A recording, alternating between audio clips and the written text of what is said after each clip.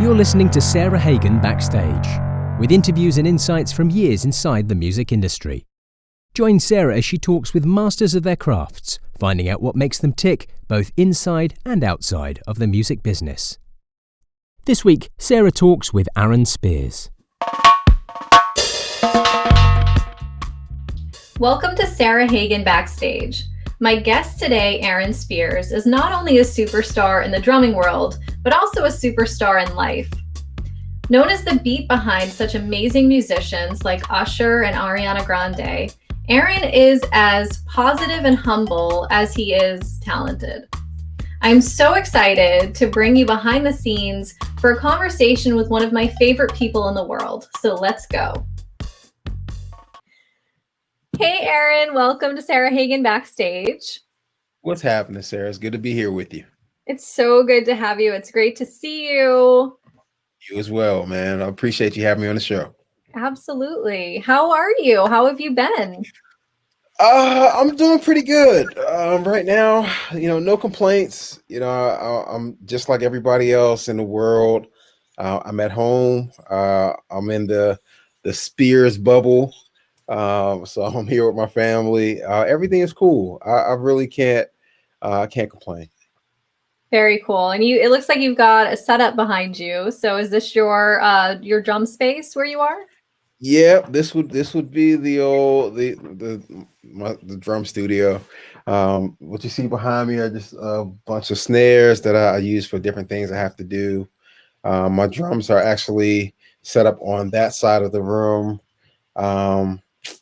Right now it's kind of set up with I just got finished recording Pretender for the Masked Singer. So the drums are set up. I got a 12, 16, 14-inch snare and kick drum set up over there. But I also have another set of drums that I use for some other things. Just, whatever come what may, I'm prepared and ready for sure. Very cool. And actually, let's talk about the Masked Singer, because that's what you have been up to lately, right?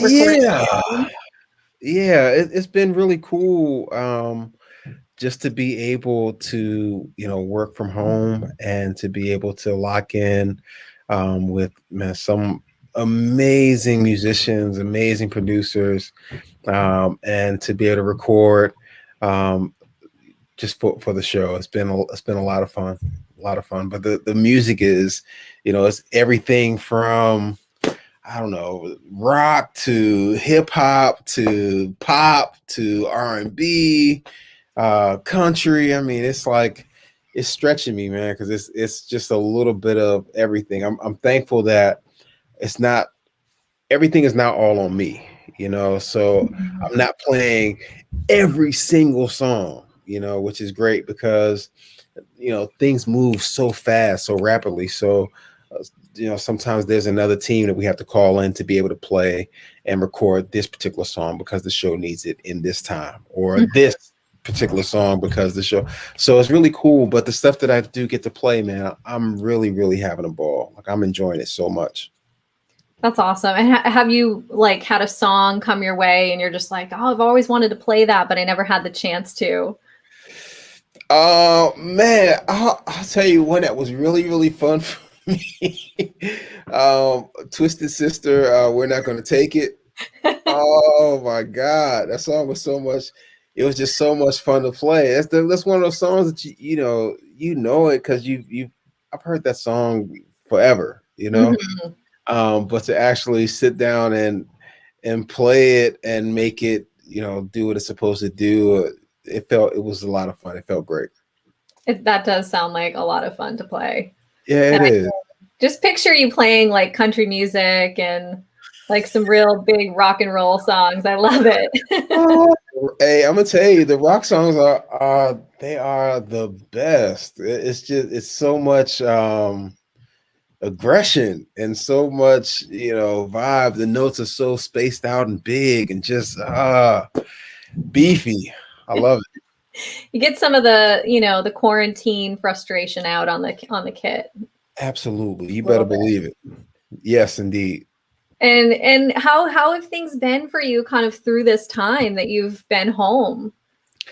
It's been cool. Like I said, for me, just really making the best of making the best of being here at home. It's just important to really focus on the things that I feel like, the silver linings that we have every day, to be able to be surrounded by your loved ones, to be able to say that, everybody's doing all right, everyone's happy, everyone's healthy. All of that, man, is just it's just a blessing, and I'm just extremely thankful that that's the case. I know for everybody that, everyone may not be able to say that, but like I said, for me in this particular time, I'm extremely thankful. I'm loving being able to be here with, my wife and my son. Man, I've been doing a lot of cooking lately, which is uh, cooking is not really.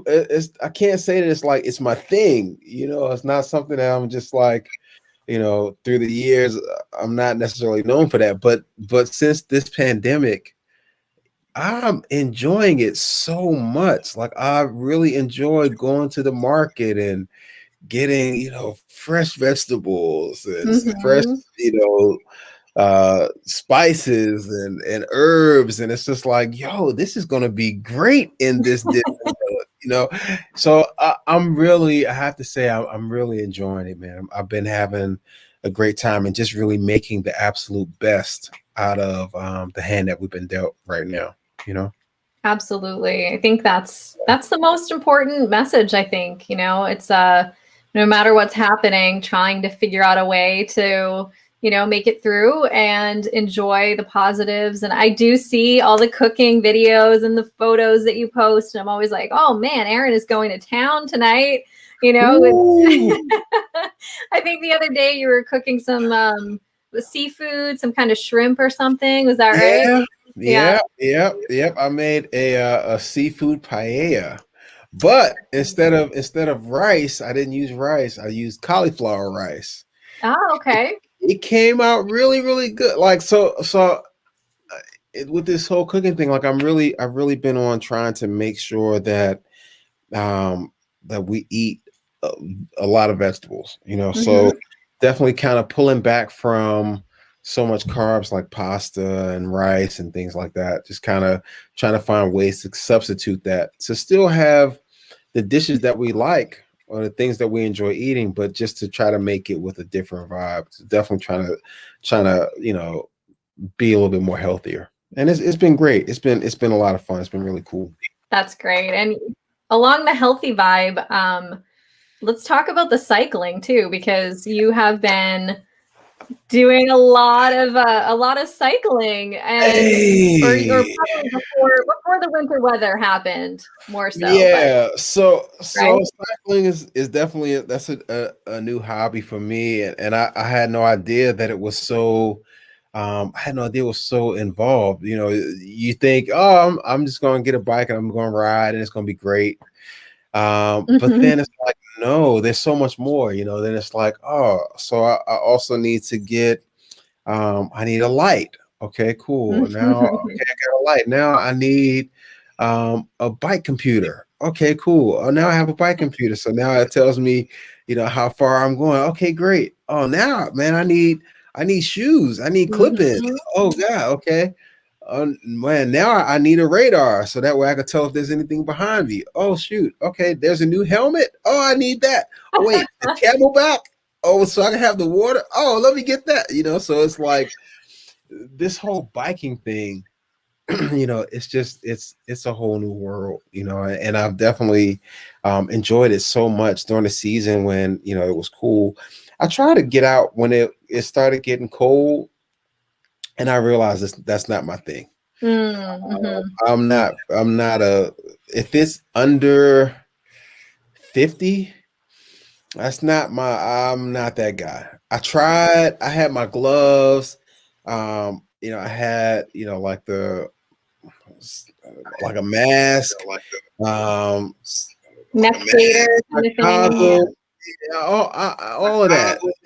But I was really freezing. Like as it seemed like the faster I was going, the wind was hitting me, and I didn't like that. So that's what let me know where I'm at with it. I'm a devoted cyclist as long as it's like 55 and up, and we can make it happen. But I really I enjoy it so much, man. It's been a lot of fun. The longest ride that I've done, I want to say, is like maybe 44 miles, which is for me is kind of crazy because I didn't even think that I could do 10, or 5. So to hit that mark, a few times, man, it's great. And I'm looking forward to next season to see how far I can go. I don't think I'm going to try to do like a century or anything like that, but I definitely will try to see if I can push to do like maybe 50, but we'll see what happens. We'll see. Right now, while I'm waiting for the season, the weather to break, I'm waiting on a Peloton to get here to the house. Yes. But that takes a long time. We ordered one, I want to say maybe a month or so ago, and it'll be here in like maybe another month. So I heard there's a wait list. They can't make them fast enough, right? Yeah, they definitely said 8 weeks. Once we ordered it, they were like, yeah, so your Peloton will be there approximately 8 weeks from now. I was like, 8 weeks? What am I supposed to do from now until then? Can I just put one of these in the truck, and then when when the one that we get when it comes, we can exchange it? I mean, what do you do? So we're just waiting for it to get here, but I'm looking forward to it. You should just go to the store every day and like ride on the bike at the store. Like, yeah, I'm here. Hey, come in here unless you let Bill, me. Good to see you again. Yeah, I'll be right over here. I wish I could do that, man. That'd be fantastic. That'd be fantastic. I love it. So you found some new hobbies and passions since you've been home and off the road, because normally you're on the road for like the majority of the year, right? Sarah, it's crazy. My wife told me, she was like, man, this is the longest that you have been home ever. I was like, nah, that can't be. I don't believe you. That's not, no way. She was like, no, seriously. This is the longest that you've ever been home. Like, you are always gone. Like, if it's not for a tour, then it's for something. Like, it's like maybe you'll go and do like a clinic run, or maybe you'll go and do a couple spot dates. You're like, but this is like the longest that you've consistently been home. And she's absolutely right. This is the longest I've been home. And like I said, for me, it's been great because I really I love the people in my house, So for me, it's been cool. But yeah, I'm normally gone. Like, something is happening. It's not a tour, then it's a few dates. If it's not a few dates, then it's doing a clinic run. If it's not a clinic run, it's a couple master classes, or it's always something. So during this time, man, it's been really cool just to be locked in here at the house. It's been fun. Absolutely. And we talk about being on the majority of the time. Is that something that when you were starting out playing, you were thinking like, was your dream was to be in a touring band, be a touring drummer? What were you thinking about when you were playing younger, and where did you see yourself? Absolutely not. I had no idea. I didn't know. So for me, growing up in church, here in DC, growing up in church is different because there's not really a heavy touring market here. You don't see a lot of musicians from here that actually go out on the road on tour. The music scene is not so heavy. Like, there's go-go music is really, really strong here. Go-go is like culture here.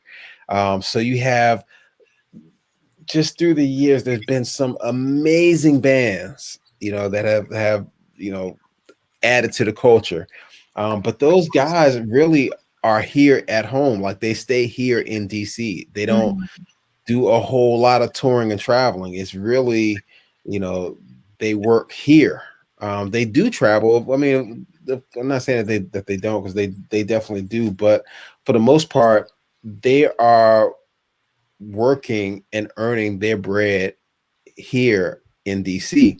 So for me, the examples that I saw of people doing music, they all did it here. You know, the guys in church, the cats that were playing at the jazz clubs, they were here. The cats that were playing, you know, with the go-go bands, they were here. And that was really the vibe.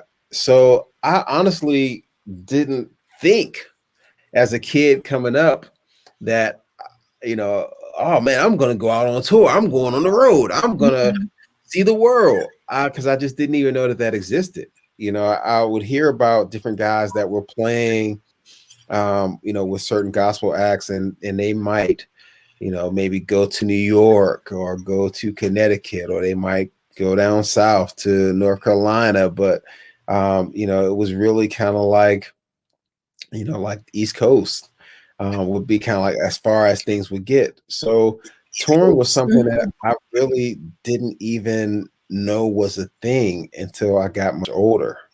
And then I started seeing like, yo, this dude is rocking with this person. Oh, this tour is coming to town. Oh, this dude is playing on this show with this, you know. So it was I don't know, eye-opening as I got older. Then the possibility or the desire to actually want to tour, it became a real thing. But like I said, it wasn't until I was much older where I really started to feel like this is something that I really want to do. I want to be able to do this.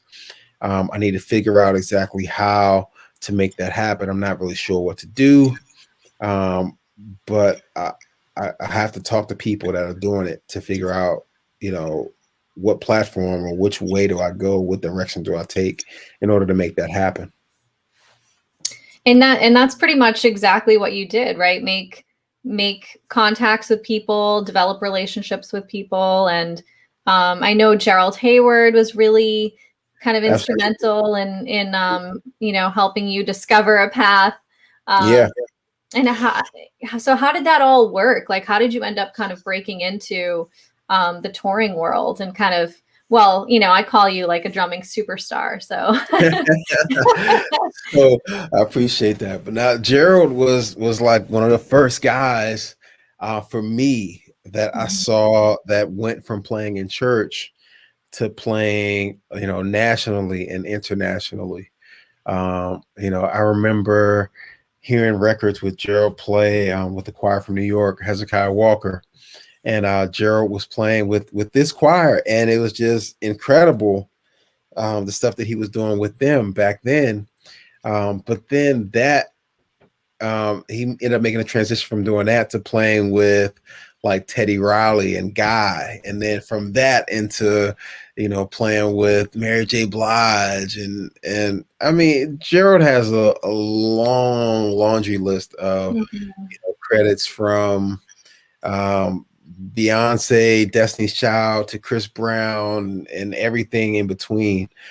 So he definitely was, you know, like a hero of mine.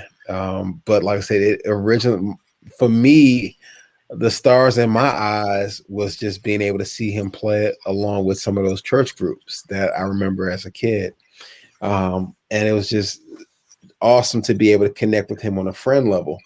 The more that I started to do music wise, Gerald was always a supporter. You know, he always showed a lot of love and really took the time to just kind of talk with me and, you know, tell me, you know, to keep your head up, you know, stay encouraged.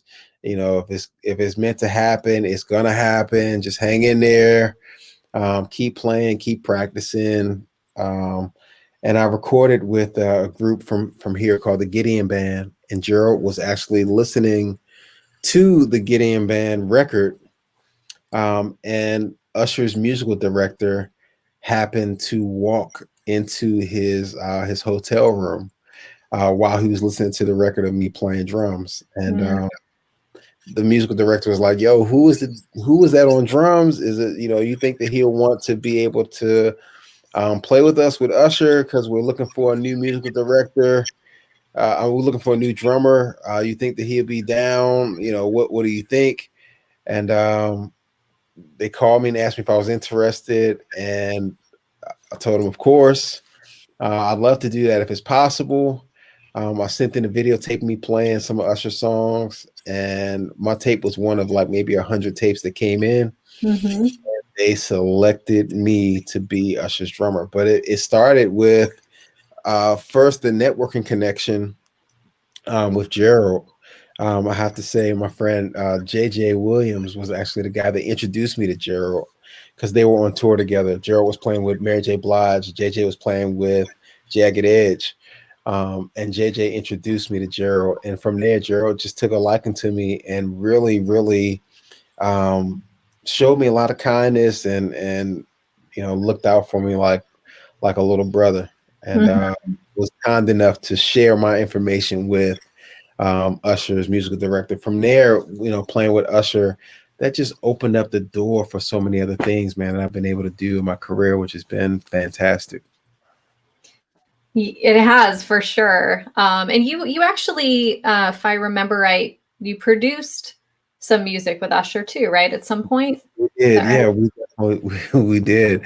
The band as a whole, we came together on the Confessions album, and we worked on 3 interludes on that record and produced those songs and had them ready for the record. And because of that, we were nominated along with everybody else that had any production work for a Grammy.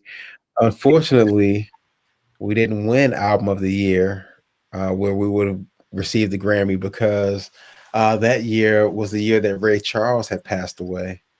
And Ray Charles had also released a record, and the Grammys was really like, that Grammy that year went to him. Now, I'm not saying that he didn't deserve it, because that's Ray Charles. I mean, it was incredible. Right.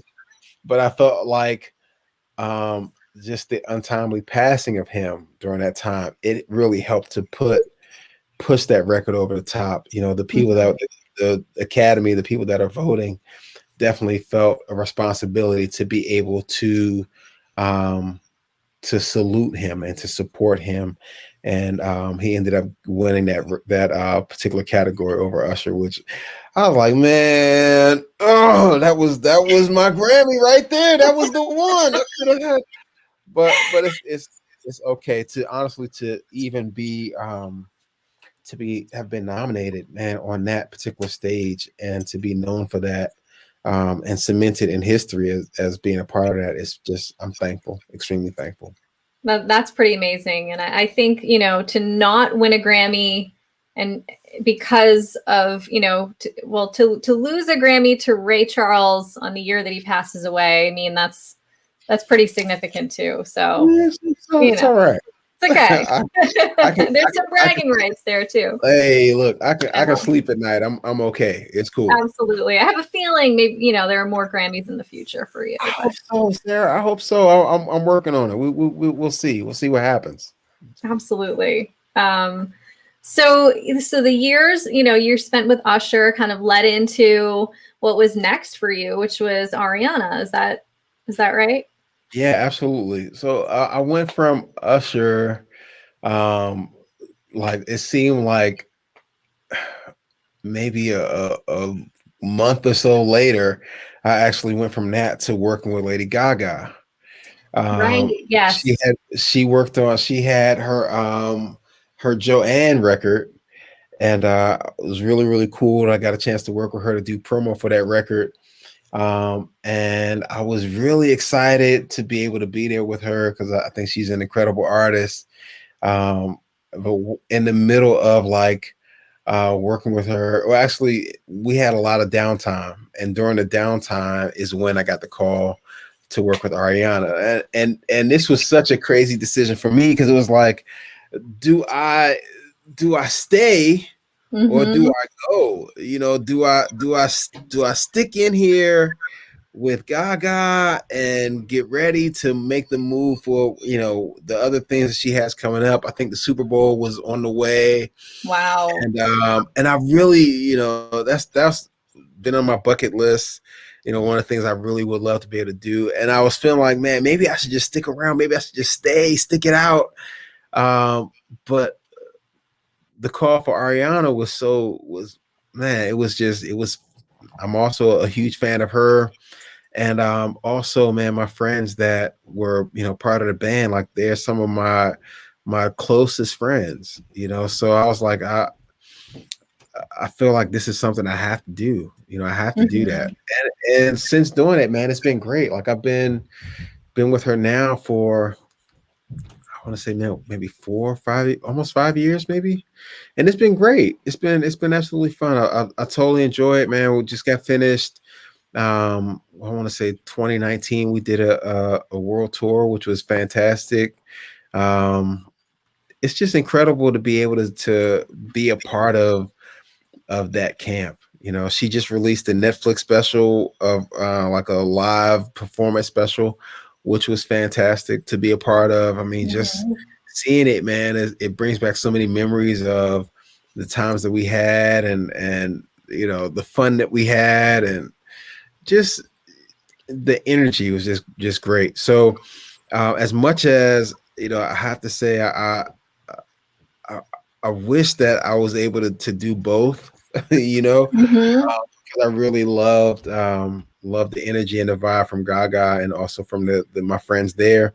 I feel like at that particular time, I made the right decision. Hopefully in the future, maybe things will come back around. I'll be able to do that again, but we'll see. We'll see what happens.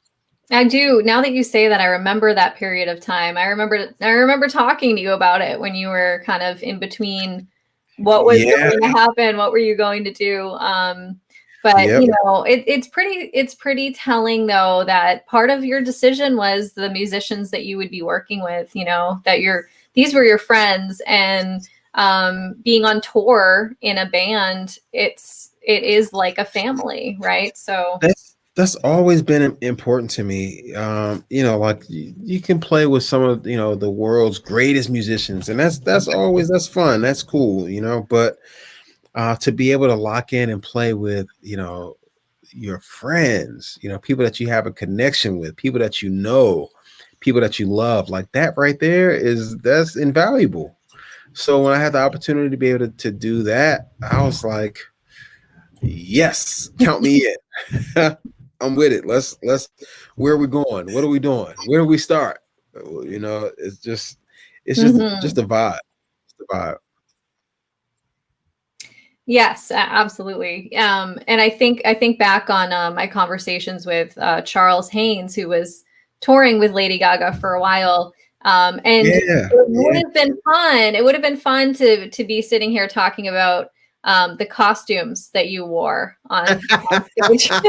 Because I remember that was one of my favorite things, was hearing about the costumes and the costume fittings and all that stuff. Yeah, so. I'm gonna tell you what's so crazy for the run that we did.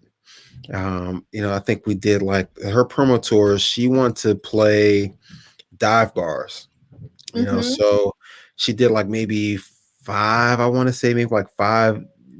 I mean, hole in the wall, small, itty bitty, tiny bars, and because she said that this album, when she recorded it, this was the vibe, and it took her back to, when she was a struggling artist. She actually played the Bitter End in New York, which was the club that she actually started, before she was Lady Gaga. She started, like, this was one of her regular gigs that she would do, every weekend. She was saying, so for her to be there was just extremely emotional. But when you finally get the people inside the club, let's say 150, 200 people, when the gig is over, there's like 8,000 people waiting outside, So it was such a crazy vibe, such a crazy dynamic to be a part of, for our gear, because it was like, the dive bar kind of vibe. Our gear was so super chill, like, jeans and t-shirts and whatever, that was really the vibe, stuff that they had gotten for us. But I remember we had to get dressed up for an event, and they got me a suit, like a Yves Saint Laurent suit, and this suit had to be every bit of like $10,000. Everybody got these suits and everybody got these shoes, and I'm just sitting there like, hell, this is kind of crazy. Like, this is what the vibe is. Like, you really, who spends that much on a suit? Really? Like, that's what we're doing. But that was her vibe. She was just like, yo, I want everybody to have the best. If I get it, then I want to make sure that my crew has it. And that's one of the things with her, I gotta say, like her heart to be fair is something that's special. Not everybody has that. That's one thing I definitely always remember about that camp, is like, she was like, if I got it, then I want to make sure they got it. Of course there's levels to it, because it's not like we're getting paid the same thing that she's getting paid. It's not that. but the suit. Let's be clear. But right. But when it came down to stuff that we needed to be able to perform, it was important to her to make sure that we were taken care of and everybody was comfortable, which was fantastic. She really, really cared, which was dope. I like that a lot. That's amazing. Yeah. It sounds like your experiences with leaders and stars and everything have been fairly positive in that regard. And it makes a difference, I think, right? It really does. I'm extremely thankful for the connections that I've been able to have with all the artists that I've played for. It's always been cool. It's always been love, and even to this day, I can say with anybody that I've worked with, we still are cool. We still have rapport. We still are connected. Which is great. And I'm really, really thankful for the impressions that I've had on them, as well as the impression that they've had on me. So that's one thing I have to say. I'm really, really pleased and really thankful about my career, just to be able to connect with people in this way, and to be able to maintain positive connections and positive interactions with everybody, which is cool. And I think that speaks to how you are as a person yourself, Aaron, because you have this positive vibe that just shines through everything you're doing. And when I think of you, I think about you with a big smile on your face always, and your laugh, because we talk and we laugh together, and I can picture you. Even when we're not on a video chat like this, I can see your smile always. And I think that just comes across how humble you are all the time, no matter what you're doing. So I appreciate it, man. I just think that it's important. It's so important, man, that the energy that you give off is positive, more so than anything else. I think we have enough negativity. We have enough bitterness, enough anger, to go around, and I just feel like it's always important to me. I just always want to do my best to make sure that I'm putting out something there that's positive, that hopefully it helps somebody. You never know what smile will do. You never know how just a kind word would just be able to help somebody. I feel like at the end of the day, our reasons for even being here on this earth really is to help each other. It's really to be able to inspire each other, to push each other, and not so much to say, hey, check me out, I am the greatest. Woo! Look at this. It's not that. That's not why we're here. It's not about that. It's really more so about us being able to help each other, and to help push each other through good times and also through tough times. Hmm. That's the reason that we're here. So I really try my best to stick to that, man, and use that formula as a means to kind of push through life. Absolutely. And you inspire people along the way. Absolutely. Absolutely, with people looking up to you, and they see that you are a drumming superstar, like I've called you before. But Yeah, it's crazy. but it doesn't, and I I know when I say that to you, you're like, no, but it's true. I mean, people see you as the top and aspire to be like you and have a career like you. And I think that your attitude shows them that it's not just about the playing, it's not just about the drumming, it's about who you are as a person. And you can be the greatest drummer ever and have a terrible attitude and not keep a gig, right? And not go as far as you could have because you just, the personality part isn't there. But people want to work with you because you have all those aspects. So I think that's an important message to get across. I think it's important. I mean, you can be the most incredible, musician that the world has ever seen, but if people don't want to work with you, just because your attitude, that kind of sucks, and it's a disservice to you, because you have this incredible gift. It's also a disservice to them because nobody wants to really be around you. So I just feel like in order to, you know, be the best that you can be, man, you got to kind of have a certain level of positivity. You got to have a certain level of respect for everybody that you kind of come in contact with, whether it's the artist you're playing along with, your bandmates. I mean, even to the people who are, you know, the gatekeepers, the people that are the ushers that are helping people to their seats, the people that are there cleaning up. I mean, at the end of the day, the common denominator for us all is that we're human. I mean, what does it Mhm. hurt to say, "Hey, good afternoon, good evening, what up? How you doing? Whatever.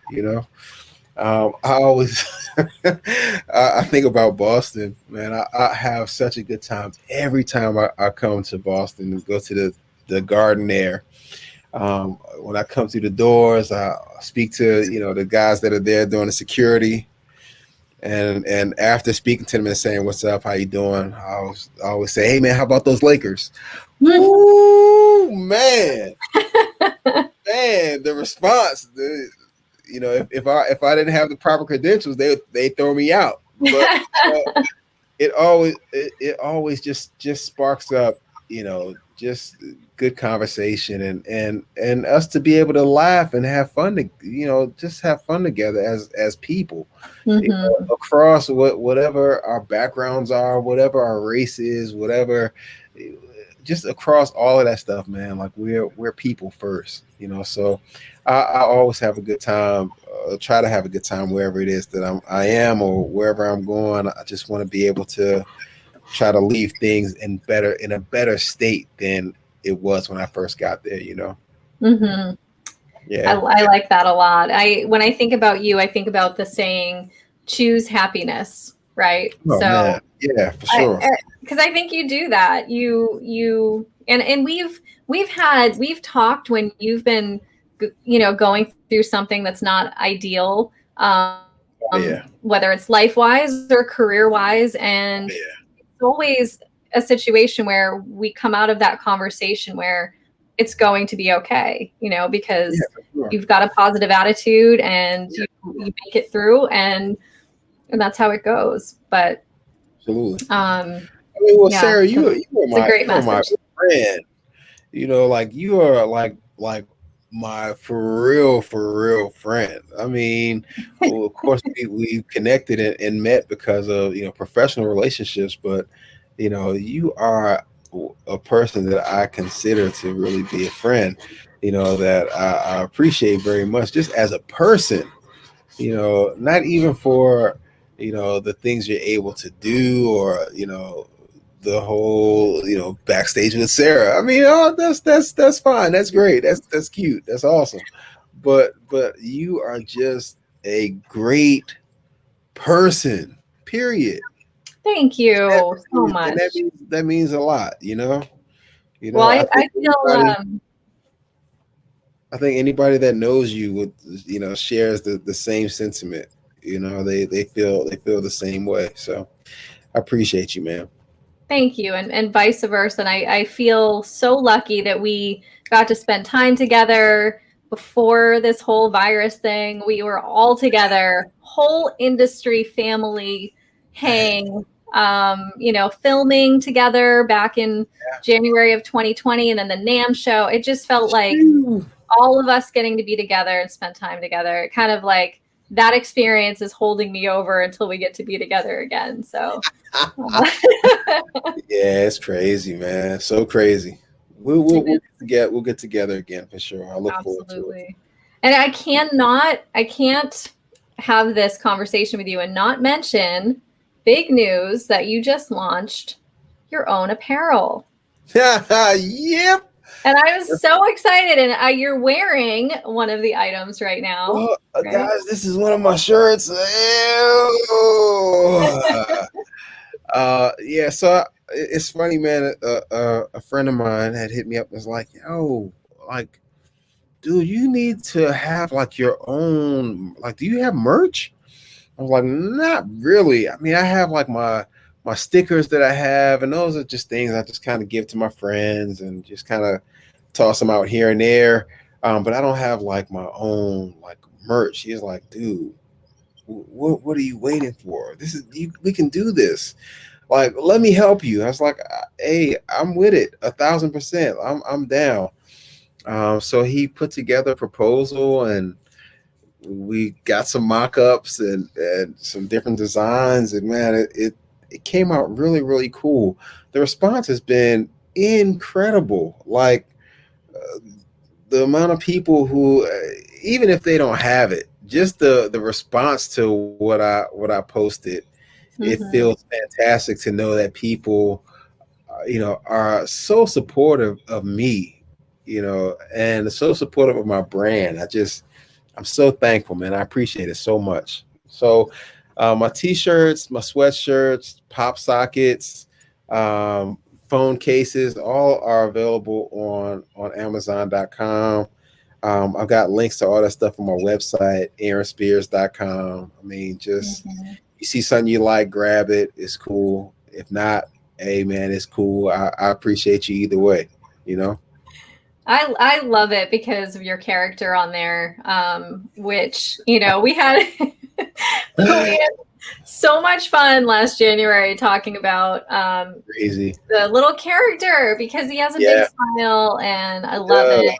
And he's wearing the traditional Aaron outfit and he just makes me happy. Like I see that and I just smile. I just want to smile, right? I'm gonna tell you, it's wild because the character, it really, it's me. It's funny because sometimes you have people that will draw things, and oh man, I've been very fortunate through the years of my career where people have been so inspired that they decided, oh, I'm going to draw something for you. I want to draw, and you get it back, and it's like, who is that?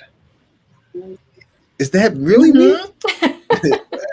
And it's cool because it's like, it's the artist's eye and it's their rendition, and the fact that someone would even take, even if it's just 10 minutes to devote something, for me, that's fantastic. And I appreciate it. But this particular thing, I mean, it is me for real. Like, it looks like me 100%. It's got my vibe. It's got my smile. The energy of it is really just me. So I love it. I love it so much. And, put it on a t-shirt and, people seem to be digging it. So I'm very, very thankful. Really thankful for that. It's so great. And, we've talked before about kind of owning your brand and this is kind of the perfect example of that. So absolutely. Nice job with that. Thank you very much, Sarah. Thank you. For sure. And so we can hear you on The Masked Singer, right? We can hear you. You're playing. Yeah, season 5 is coming out. I want to say it'll start up in March, season 5 will begin, and we'll start the quest for the new Masked Singer. We'll see what happens.